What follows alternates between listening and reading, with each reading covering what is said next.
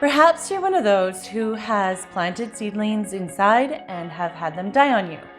Or perhaps you're one of those who thinks planting indoors is way out of your league and it scares the crap out of you. Well, guess what? We're all one of those. Every gardener has to start somewhere. We all make mistakes and we all grow and learn from those mistakes. Today I'm going to share with you 5 mistakes that I've made in attempting to grow indoors. That way you don't have to make the same mistakes that I've made. Welcome to Design My Sunshine.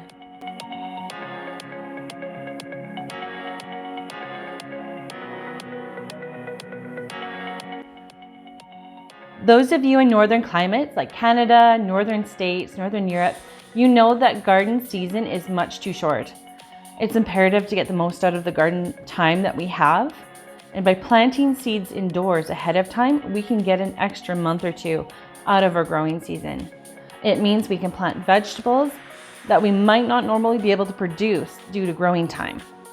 It also means we can get more production from those plants that we can apply succession planting methods to.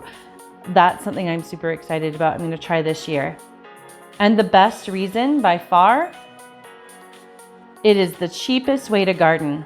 You can go to your greenhouse and spend $5 per seedling, or you can buy a package of seeds for $5 and get like 20 or 30 seedlings. It's a no-brainer for me because I'm cheap. Last year, I had direct sowed my beets at the end of May and I've got a lovely crop of beets at the end of August. But if I start early this year by planting indoors, I could get 2 crops out of the season and possibly 3 with the right planning. The same principle applies for those who live in warmer climates too. Don't waste precious garden space on seedlings. Is it a little bit more work? Yeah, maybe. But in the long run, it is absolutely worth it, both financially and production-wise. So let's get on with what those 5 mistakes are. Mistake number 1, bad soil. Do not use soil from your garden. Use peat-rich soil made for potting or for seedlings. Peat makes soil fluffy, and potting and seedling soil has no funguses or bacteria in it, whereas your soil from your garden does. Those new seedlings that are trying to grow, they need nice, clean soil. Mistake number 2, no drainage. Plants love water, but they don't want to bathe in it. So any container you use should have drainage. If you're using anything recycled like egg cartons, cups, yogurt containers, be sure to put holes in the bottom for drainage. Also, with many holes comes many leaks. Be sure to put something underneath to catch the drips. They can also be recycled material as well. Another reason to have the under tray is for watering. Rather than water from above, it's best to allow the roots to absorb the water from below. Number 3, the wrong container. So one season I was a little too eager to try out the egg carton method. I didn't put in the research or thought it out completely. In my haste, I put beet seeds in, and in the window they went. They started out really great and then they died. What I didn't consider was that beets needed considerably more space than the egg cartons could provide, and so they died. Had I transplanted the seedlings into a bigger pot or had used a bigger seed tray to begin with, they would have been fine. So when you're selecting the container, consider how long it's going to be in there, and do you really want to pot up? So deep containers are good for vegetables that have deep roots like beets and onion. Smaller, shorter containers are fine for more shallow plants like peas. At any time that the plant is looking too big for the container, you're seeing roots out the bottom, or they look top heavy, they need to be changed. Number 4, read the package. Sounds simple, right? Most of the time the package tells you when to plant and how to plant it. It even tells you when to start your seedlings indoors. The first time I planted seeds indoors, I had just received my seeds in the post, and I knew other people who were starting their seeds.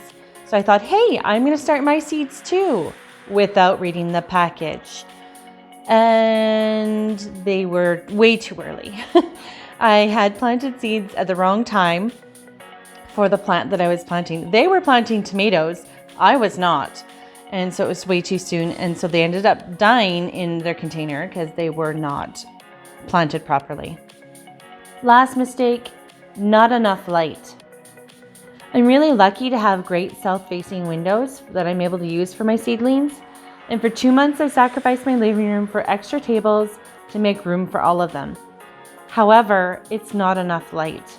Seedlings need 6 hours minimum of direct sunlight a day. Even with my south-facing windows, I don't have enough sunlight. Lights are key for planting indoors. By using lights, you can plant them anywhere. You actually don't need to use your front window. You actually don't need to sacrifice your living room for all your tables. You could put them in a spare room. You can put them in the basement. With those lights, you can put them anywhere.